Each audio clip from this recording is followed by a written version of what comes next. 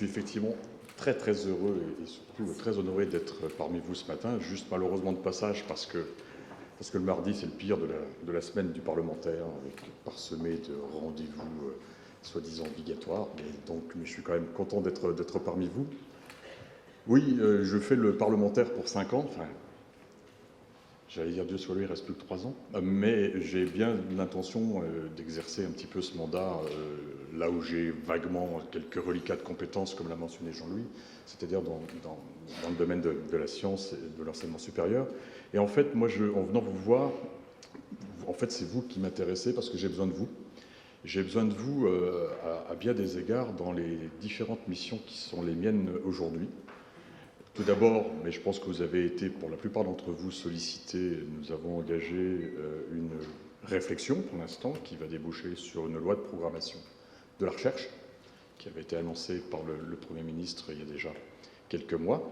Donc, je co-préside le groupe de travail sur un thème que nous connaissons bien, que vous connaissez bien, qui est la problématique de l'attractivité des métiers de la recherche et de l'enseignement supérieur.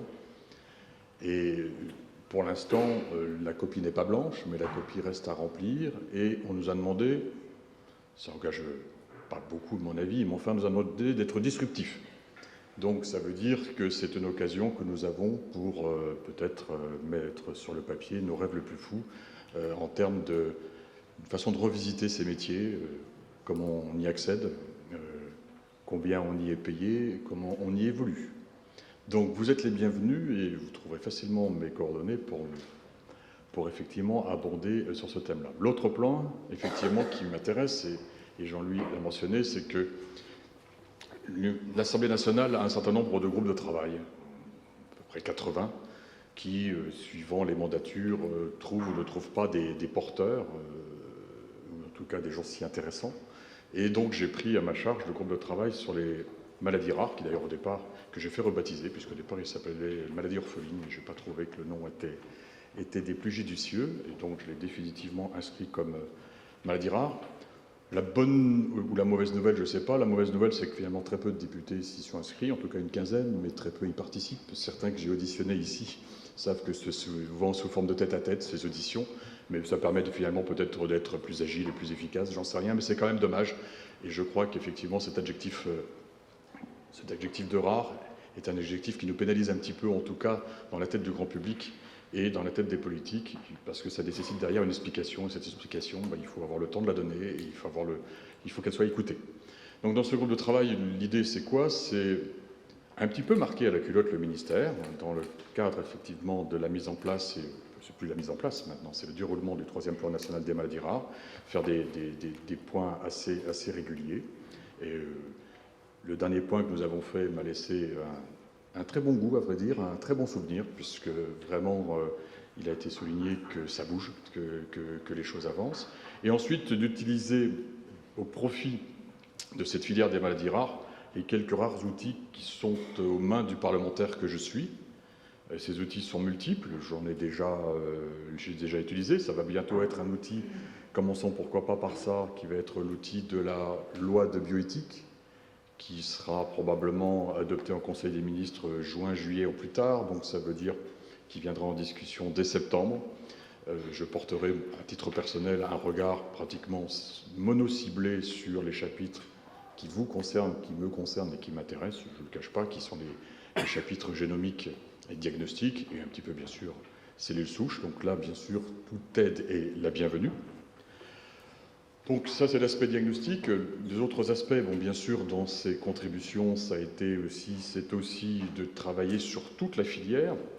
Et je vois ici des industriels, ils savent à quoi je fais allusion, parce que j'ai encore porté un petit peu le fer la semaine dernière dans l'hémicycle sur ce thème-là, qui est le problème de cette rencontre, qui est un moment majeur aujourd'hui, me semble-t-il, que nous vivons, qui est ce fantasme que nous avions tous depuis des décennies de pouvoir enfin soigner ces pathologies rares, qui rencontrent aujourd'hui une réalité avec les premiers grands succès qui vont en appeler beaucoup d'autres.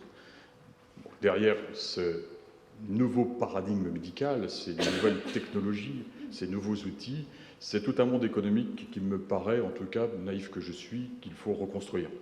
Et la façon d'appréhender les médicaments d'hier vis-à-vis de cette médecine personnalisée d'aujourd'hui est probablement à reconsidérer. Donc là aussi, j'ai besoin, je fais appel bien sûr à beaucoup d'auditions, aussi bien scientifiques, beaucoup d'auditions industrielles, de quelque taille qu'ils soient, et j'allais rajouter aussi de quelque nationalité qu'ils soient, pour essayer d'être un peu pushy, de mettre la pression pour que cette fois-ci, ces fameuses thérapies géniques, ces fameuses thérapies cellulaires, qui sont maintenant des médicaments, désormais des médicaments pour beaucoup d'entre elles, puissent être accessibles à la seule chose qui nous intéresse tous, bien sûr, qui est nos patients, et a fortiori, bien sûr, nos enfants.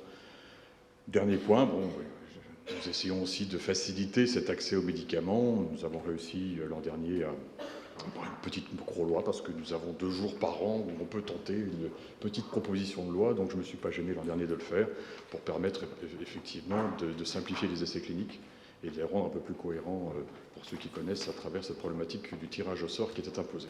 Donc voilà, nous avons un certain nombre d'outils qui sont, je le répète, l'amendement de loi existante, qui sont le dépôt de loi, qui sont effectivement des rencontres, des pressions, etc. Tous ces outils, moi, je les ai mis à disposition pratiquement d'un objet unique qui part, vous l'avez compris, de l'enseignement supérieur, redéfinir la fonction de chercheur jusqu'au lit du malade, j'allais dire, c'est-à-dire jusqu'à la biothérapie. Donc moi, je suis juste un serviteur de l'État pour encore un peu plus de 3 ans, et donc je suis surtout, avant toute chose, votre serviteur pour m'aider et pour essayer de contribuer très modestement, parce que je n'ai pas un maximum d'illusions là-dessus, mais essayer de contribuer à aller plus vite dans un champ qui l'exige, parce qu'il faut avoir toujours en conscience, bien sûr, nos 3 millions de malades, et puis savoir, et vous le savez mieux que quiconque, qu'en plus, ce que vous développez, ce que vous trouvez, ce que vous appliquez maintenant, c'est aussi des stratégies qui seront à appliquer, qui sont déjà appliquées dans d'autres champs, d'autres grandes pathologies, bien sûr aujourd'hui, par exemple, la cancérologie, ou encore demain, les maladies neurodégénératives. Donc très heureux d'être ici. Merci de m'avoir donné cette tribune pendant 2-3 minutes pour faire cet appel à la population. N'hésitez pas à inonder mon mail, mon courrier, je suis preneur. Merci Jean-Louis, merci à tous et bon travail, et j'espère pouvoir récupérer la synthèse de ces travaux, bien sûr, au plus vite, et je vous dis à bientôt. Merci.